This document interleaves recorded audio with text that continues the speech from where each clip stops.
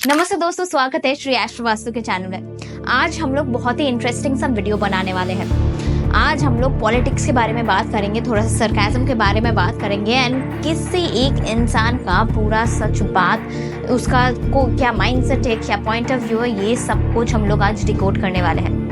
तो क्या आपको पता है कि वो एक इंसान या फिर वो एक यूट्यूबर जो सिर्फ और सिर्फ इलेक्शंस की वजह से ट्रेंडिंग टॉपिक में है?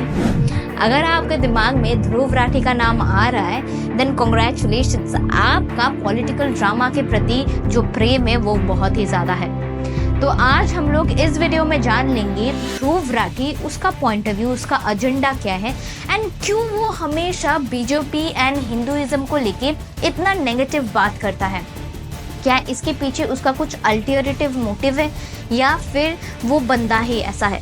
तो इन सारे बातों के लिए ये वीडियो आपको अंत तक देखना पड़ेगा एंड इसके दौरान आपको काफी सारे इंटरेस्टिंग फैक्ट्स नजर आएंगे एंड आप काफी नया चीजें जान पाएंगे। तो आइए चलिए वीडियो को शुरू करते हैं और जान लेते हैं।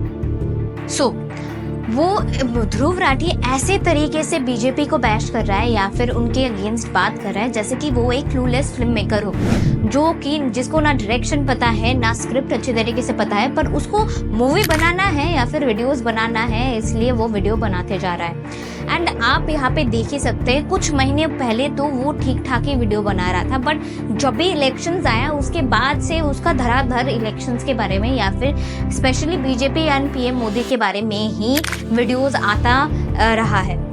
सो the main question arises over here is Dhruv Rathee ये चीज क्यों कर रहा है?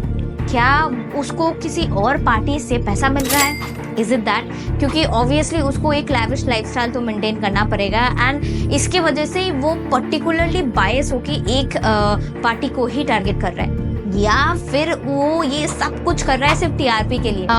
पीएम मोदी के बारे में बात करना शुरू कर दिया, बीजेपी के बारे में बात करना शुरू कर दिया, व्हेयरएज आप जो बाकी जो चीजें हैं उन सब में हाईलाइट करना ही भूल गए हैं। या फिर जैसे कि हमेशा ध्रुव राठी ये वीडियो के बारे में भी बोला है, अंध भक्त, तो वैसे ही वो एक अंध हेटर है जिसके जो माइंडसेट है वो किसी और ने ही दे गया है उसके सर में। इसको ही डीपली हम लोग इस वीडियो में जानेंगे। अभी जो बात हो रहा है वो इस वजह से हो रहा है क्योंकि इट्स नॉट लाइक कि बीजेपी को वो उसका पॉइंट ऑफ व्यू ना रखे बीजेपी के बारे में या फिर उसका पॉइंट ऑफ व्यू सामने ना रखे पर्टिकुलरली कोई लीडर के बारे में, बट जब आप ये चीज कर रहे हो and specially when you are a social media influencer and आप यूट्यूबर हो, उस टाइम में what do you need to do is आपको इम्पार्शियल होकर चीजें बताना पड़ता है। अगर आप बीजेपी को हाईलाइट कर रहे हो कि उसने ये गलती किया वो गलती किया, तो आपको बाकी की गलतियों के बारे में भी तो बोलना पड़ेगा, जैसे कि लिकर स्कैम हुआ या फिर गवर्नमेंट जॉब स्कैम जो हो रहा है, इन सब के बारे में वो मींस एकदम साफ साफ भूल जाते हैं या फिर he don't even mention those things as you can see in the channel. तो ये सब चीज जो घोटाला हो रहा है ये एकदम बायस और पार्शियली एक ही पार्टी को टारगेट किया जा रहा है। ऐसा क्यों? क्या ध्रुव राठी वही इंसान है जो वो दिखा रहा है या फिर उस कैमरा के पीछे में जो इंसान है उसका कुछ अल्टरनेटिव मोटिव है जो कि पैसे से या फिर पेचेक से आता है? क्योंकि उसका जो लग्जरियस लाइफस्टाइल है, बी इट हिज कार, उसका घर, उसका जो लाइफस्टाइल मेंटेन का जो पूरा तरीका है, उसको भी तो वो उसको पूरा करना पड़ेगा। ऐसा थोड़ी ना है कि बात करने से ही पेट भर जाता है। और YouTube एंड इन सब से क्या उसको काफी मिल रहा है या फिर उसको सम और पार्टी जो है वो भी उनको हेल्प कर रहा है पैसा देके? ये क्वेश्चंस तो रह ही जाता है। तो अभी हम लोग थोड़ा सा नंबर्स के बारे में बात कर लेते हैं। चलिए थोड़ा सा बीजेपी के बारे में देख लेंगे, क्योंकि बीजेपी आप उनको प्यार दे या फिर आप उनसे नफरत करें, वो लोग हमेशा प्रीवियस ईयर से थोड़ा सा आगे ही बढ़ के आए हैं। क्योंकि 2014 में देख लीजिए बीजेपी ने जो है वो 282 सीट्स लिया था सिर्फ अकेले, और एनडीए मिला के 336 सीट्स हो गया था। अब 2019 में जब इलेक्शंस हुआ तब बीजेपी ने 303 सीट्स लिया अकेले एंड उसके बाद एनडीए जो है वो 353 सीट्स ले लिया। नाउ आपका बार जो स्लोगन है, स्लोगन में ही कुछ अलग बात है, आपकी बार 400 पार। अभी जो है उनका एम 2024 में 370 सीट्स है, वो भी अकेले, और एनडीए को मिला के ये 400 सीट बन जाता है। सो ध्रुव का जो ये एंटी बीजेपी जो वीडियोस है वो कुछ ज्यादा डेंट मार रहा है, ये तो लग नहीं रहा है। सो अभी हम लोग बात कर लेंगे ध्रुव राठी का ऐसा माइंडसेट क्यों है। ये कई संगति का असर तो नहीं, क्योंकि ध्रुव का जो इंटरव्यूज है आप वो देख सकते हो। जब रवीश कुमार एक इंसान है जो कि हमेशा उनका लेफ्ट लीनिंग व्यूज ही रहा है, उनका व्यूज ही बीजेपी के अगेंस्ट है। उनके साथ उनका इंटरव्यू, उनके साथ उनका मिलना जुलना बैठना सब कुछ रहता था। उसके साथ साथ मनीष सिसोदिया जो है, मनीष सिसोदिया ये लिकर स्कैम में वो अभी जेल के अंदर है। अब उनके साथ भी उनका ध्रुव राठी का मिलना जुलना उठना बैठना सब कुछ बहुत अच्छा था। और इन दोनों का पॉइंट ऑफ व्यू ही ऐसा है जो कि बीजेपी के अगेंस्ट जाता है या फिर बेसिकली हिंदुइज्म के अगेंस्ट जाता है। तो मीन्स हम लोग ये चीज यहाँ पे बोल ही सकते हैं, ये कुछ संगति का असर टाइप का हो गया है कि जब आपका संगति ही ऐसा हो, जब आपका संगति ही बुरा हो, at the end main result तो बुरा होने ही वाला है, या फिर आपका पॉइंट ऑफ व्यू या माइंडसेट भी वैसे बनने ही वाला है। अभी हम लोग बात कर लेंगे ध्रुव राठी का एक बहुत ही इंटरेस्टिंग टॉपिक के बारे में उन्होंने बात किया था, वो है एस्ट्रोलॉजी। वो यूजुअली वहाँ पे यही बोला है कि एस्ट्रोलॉजी फ्रॉड है, एस्ट्रोलॉजी को मानना चाहिए नहीं, एंड एस्ट्रोलॉजी से वैसा कुछ खास होता नहीं है।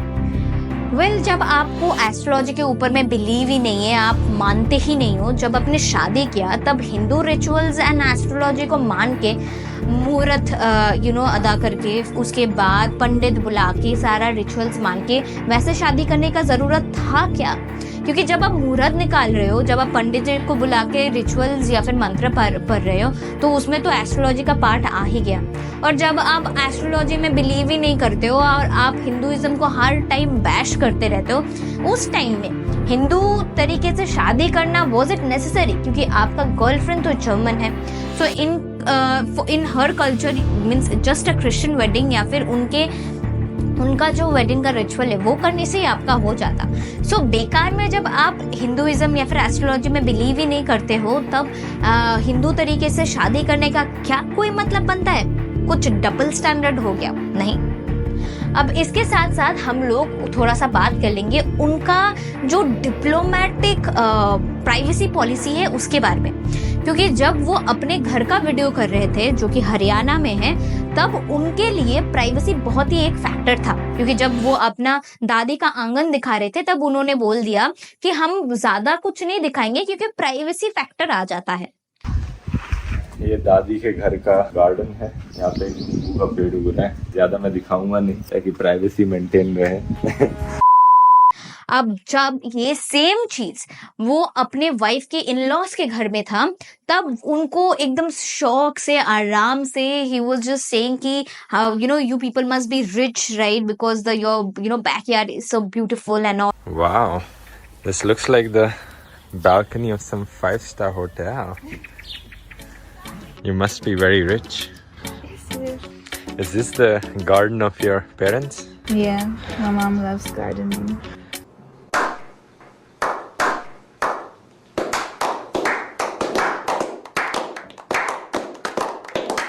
ऑल एंड ऑल ये सब बोल के आपने पूरा बगीचा दिखाया, पूरा घर दिखाया, उसका टूर दिखाया, सब कुछ दिखाया, तो तब आपका प्राइवेसी पॉलिसी कहाँ गया?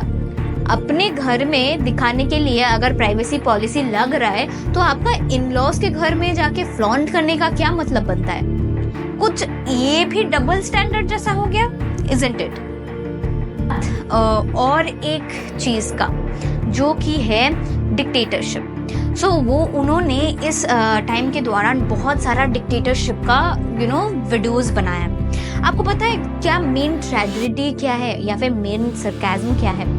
कि जिस कंट्री का वो एकदम खुशी खुशी सिटीजनशिप लेके बैठा हुआ है, जैसे कि एक बच्चे के हाथ में लॉलीपॉप दे दिया गया हो, जर्मनी, उसी कंट्री का जो लीडर था हिटलर, उनके द्वारा ही डिक्टेटरशिप जो वर्ड है ये इंट्रोड्यूस हुआ था। हम लोगों को उसका मतलब पता चला and we got to know what dictator actually is. अभी भी हम लोग अगर कभी भी डिक्टेटर का एग्जांपल दे तो हम लोग हिटलर का ही देते हैं। तो जब आपको उनका सिटीजनशिप लेने में कोई दिक्कतें नहीं आया, आपको कुछ आप थोड़ा सा सोचा नहीं, आपको कोई प्रॉब्लम नहीं आया, फिर आपको इतना डिक्टेटरशिप से प्रॉब्लम भी नहीं होना चाहिए, because while being an Indian, जब आपका सिटीजनशिप था यहाँ पे, you were very happy to take the citizenship of other country who is known for the dictator form of government and the rule that was going on over there. So यही कुछ points था. थोड़ा सा आप गौर से सोचिएगा इस points के बारे में कि कितना ये पॉइंट्स वैलिड है कि वो सिर्फ एक ही पार्टी को टारगेट कर रहा है and you know randomly videos बना रहा है without showing you all truth and without keeping light on all the aspect of every party. सिर्फ एक ही पार्टी को टारगेट कर रहा है. What can be his main agenda and क्या वो चीज़, ये चीज़ जो है ये किसी और पार्टी की वजह से कर रहा है जिससे उसको प्रेम है, या फिर कोई और पार्टी उसको पैसा दे रहा है, या फिर वो his main agenda could be because वो इंडिया में तो रहता नहीं है. सो इंडिया का लोगों का जो यू नो कुछ बेनिफिट हो जाए या फिर प्रोग्रेस कर जाए या फिर कुछ भी कर जाए, उससे क्या उसको फर्क पड़ता है? ये भी एक मेन सवाल तो रह ही जाता है.